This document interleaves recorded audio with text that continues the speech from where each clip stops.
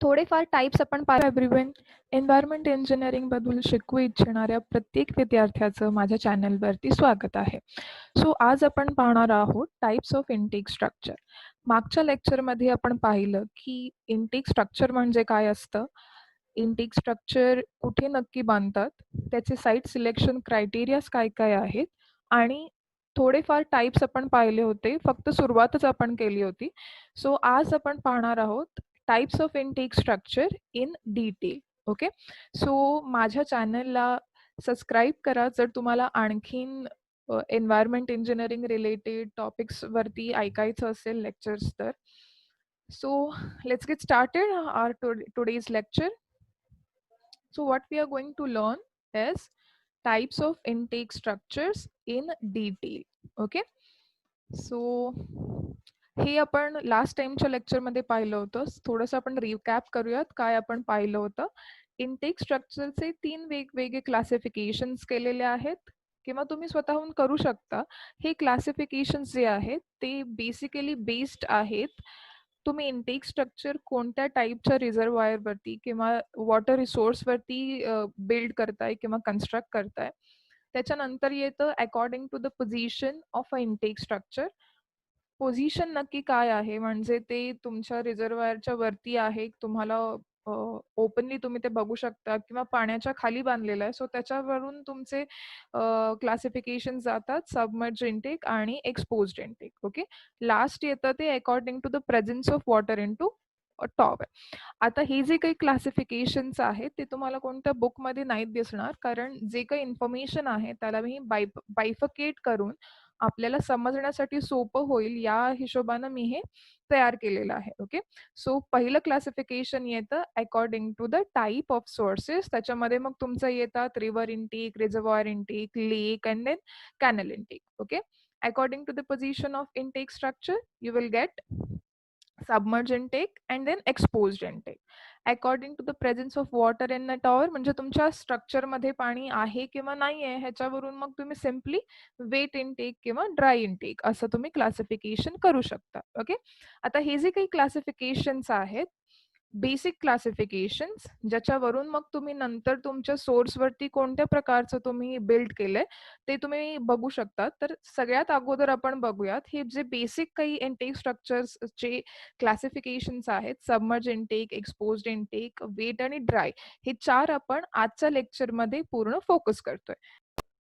Okay, so today we will start with type of positions. Okay, so on the basis of types of position, what type of intake structure we are going to see. Fine, so on the basis of position you are going to have submerged intake and दूसरा आएगा exposed intake. Fine, so मग कुठे नक्की तुम्ही बांधताय intake structure त्याच्यावरती तुमचे हे 2 type येतील. एक येतं सबमर्ज टाइप आणि दुसरं येतं एक्सपोज्ड टाइप. आता सबमर्ज आणि एक्सपोज्ड हे दोन्ही जे नावं आहेत त्या दोन्ही नावांमध्ये ऍक्च्युअल त्यांचं मीनिंग आहे. फाईन, सबमर्ज म्हणजे काय, पाण्याखाली असलेलं. फाईन, सो सबमर्ज इनटेक म्हणजे कसं असणार आहे, जे स्ट्रक्चर किंवा जे इनटेक स्ट्रक्चर तुम्हाला पाण्याच्या खाली बांधलेलं दिसेल ते म्हणजे तुमचं सबमर्ज इनटेक असेल. Okay, the whole entire construction of a intake, whatever intake well is there, okay, ते सगळं तुमचं कन्स्ट्रक्शन जे आहे ते अंडर वॉटर तुम्हाला केलेलं दिसेल. ओके, सो असं जर अंडर वॉटर कन्स्ट्रक्शन असेल इंटेक वेलचं किंवा इंटेक स्ट्रक्चरचं, then that will be known it as submerged intake. Okay, they are less expensive to construct but are difficult to maintain. आता बघा, अंडर वॉटर जेव्हा तुम्ही मेंटेनन्स करता तेव्हा तो वॉटरच्या वरच्या मेंटेनन्स पेक्षा कधीही डिफिकल्टच असणार आहे, कारण तुम्हाला एकदम खाली जाऊन त्याचं जे काही मेंटेनन्स आहे, मग तो पंप मेंटेनन्स असू देत किंवा तुम्ही दिलेला पाईपलाईन मेंटेनन्स असू देत किंवा सपोर्टचं मेंटेनन्स असू देत, what ever it may be, जेव्हा तुम्ही अंडर वॉटर काम करता तेव्हा ते पाण्याच्या बाहेर काम करण्यापेक्षा कधीही अवघडच असतं. त्याच्यामुळे सबमर्ज इनटेक्स जे काही आहेत त्यांना कन्स्ट्रक्शनचं कॉस्ट असू देत, एक्सपेन्सिव्ह जरी कमी असले तरी पण हा जो काही कमी एक्सपेन्स आहे तो नंतर भरून काढला गेला जाईल असं पण तुम्ही म्हणू शकता, कारण त्याचं मेंटेनन्स खूप अवघड आहे. ओके, पूर्ण ते जे काही डेमॉन्स्ट्रेशन आहे मेंटेनन्सचं that will be very difficult because it is submerged into your water. Okay fine. So under water असल्यामुळे तुमचं मेंटेनन्स हा खूप जास्त आहे. It will consume your energy, it will consume your cost as well. Fine. So these are known as submerge intake. Fine. म्हणजे जर तुम्हाला reservoir मधून कोणत्याही वॉटर रिझर्वॉयर मधून पाणी जे काही आहे ते रिझर्वॉयर टू ट्रीटमेंट प्लांट किंवा रिझर्वॉयर टू युअर कन्झ्युमर्स पाठवायचं असेल तर जे काही स्ट्रक्चर तुम्ही बांधणार आहात that is your intake structure. हे स्ट्रक्चर जर पाण्याच्या खाली कम्प्लिटली पाण्याच्या खाली जर तुम्ही कन्स्ट्रक्ट केलेलं असेल तर त्याला म्हणायचं सबमर्ज्ड इनटेक स्ट्रक्चर किंवा सबमर्ज्ड इनटेक. ओके. आता इकडे तुम्हाला एक ड्रॉइंग दिसतंय. ओके. और you may call it as a picture. Fine. आता या पिक्चर मध्ये नक्की तुम्हाला काय दिसतंय? See, basically this whole picture is related to lake intake. Okay. ते आता लेक इनटेक काय आहे ते आपण नेक्स्ट टाइमला बघूया. फाईन. सो लेक इनटेकचा हा स्ट्रक्चर आहे. हे दिस इज युअर वॉटर लेवल. ही तुमची वॉटर लेवल आहे. इथपर्यंत तुमचं पाणी आहे त्या रिझर्वॉयर मध्ये.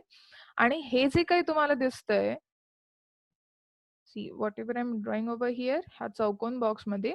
फाईन. हे जे काही आहे this is your main structure of a intake. Okay. हे तुमचं मेन कन्स्ट्रक्शन आहे त्या इनटेकचं आणि हे पूर्ण मेन कन्स्ट्रक्शन जे आहे ते तुमच्या पाण्याच्या खाली आहे. ओके. सो अशा केसमध्ये जे काही तुमचं इनटेक स्ट्रक्चर आहे that is non as submerged intake. Okay. And exactly opposite त्याचं दुसरं पॅटर्न येतं तो म्हणजे exposed intake. So what is exposed intake? Exposed intake is in the form of well or tower constructed near the bank of a river or in any some cases even away from the bank of a river. Okay. आता बघा, submerge इनटेकच्या exactly opposite का म्हटलं मी? कारण जेव्हा पण तुम्ही पाणी lift करणार जेव्हा पण तुमचं हे कन्स्ट्रक्शन तुम्ही वापरणार पाणी लिफ्ट करण्यासाठी तर ते कन्स्ट्रक्शन तुमच्या रिव्हर बँकच्या थोड्याशा डिस्टन्स वरती असेल किंवा रिव्हर बँकच्या जवळपास कुठे, म्हणजे नदीच्या काठावर तुम्ही हे बांधलेलं असेल किंवा तो नदीचा काठ सोडून थोडंसं त्याच्या मागे कुठेतरी थोडंसं त्याच्यापासून लांब कुठेतरी हे तुम्ही इनटेक स्ट्रक्चर कन्स्ट्रक्ट केलेलं असेल. पण हे जे काही एक्सपोज्ड इनटेक स्ट्रक्चर्स आहेत हे नदीच्या पाण्यामध्ये एक्झॅक्टली ॲट द सेंटर तुम्ही कन्स्ट्रक्ट करत नाही. That's why they are non it as exposed intake. आता हे जे काही एक्सपोज्ड इनटेक आहे हे तुम्ही तुमच्या डोळ्यांनी त्याचं कन्स्ट्रक्शन अगदी बघू शकता. का तर हे पाण्याच्या खाली नाहीये. जे काही तुम्ही स्ट्रक्चर बनवणार, जे काही तुम्ही कन्स्ट्रक्शन करणार ते सगळं तुम्ही एक्झॅक्टली ऑब्झर्व करू शकता, बघू शकता. का तर ते पाण्याखाली नाहीये. म्हणून मग मी म्हटलं मगाशी की सबमर्ज्ड इनटेक स्ट्रक्चरच्या एक्झॅक्टली अपोजिट असणारं कुठलं स्ट्रक्चर असेल तर ते एक्सपोज्ड टाईप आहे. It is quite expose to atmosphere. You can see each and every part working over there. Fine. So त्याला म्हणायचं exposed intake. Fine. They are more common due to easy in operation and maintenance. आता बघा हे पाण्याच्या खाली नाहीये. So तुम्हाला पाण्याच्या खाली जाऊन कुठेही मेंटेनन्सचं काम करावं लागणार नाहीये किंवा ऑब्झर्वेशनचं काम करावं लागणार नाहीये. जस्ट तुम्ही तुमच्या नदीकाठी जावा जिकडे तुम्ही हे कन्स्ट्रक्शन केलंय, रिव्हर बँक वरती जावा and you can see whatever construction you have made, how it is working. That's it. Okay. म्हणून त्याचं मेंटेनन्स आणि operation observation is quite easy than submerged intake. Fine. So हे झाले दोन main types on the basis of position.